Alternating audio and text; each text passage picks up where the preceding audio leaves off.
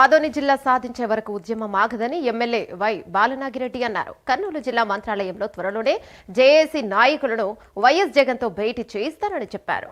రెండో ముంబైగా పేరుగాంచిన ఆదోనిని జిల్లా చేయడానికి అన్ని సదుపాయాలు పుష్కలంగా ఉన్నాయని తెలిపారు.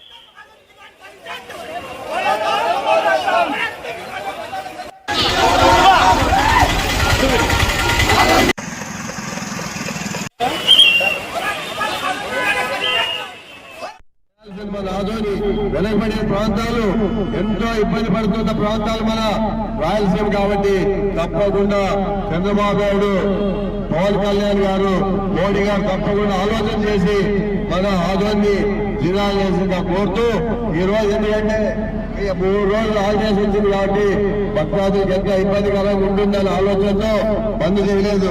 లేకపోతే సంపూర్ణంగా బంద్ చేసేవాళ్ళు మేము కూడా. ఎందుకంటే భక్తాదులు అనుకుంటారు ఈ రోజు మీరు వచ్చిన హాలిడేస్ కి వీళ్ళు ఈ పని చేస్తున్నారు ఆలోచన చేస్తారు. ఆలోచనతో ఈ రోజు ఇక్కడ పని చేయకుండా ర్యాలీతో వచ్చి మొత్తము 4 రోడ్లకి బండ్లు వెహికల్స్ నిలబెట్టేశాము. తప్పకుండా ఒకటే ఆలోచన చేసుకొని మీ ముందుకు పోతాం.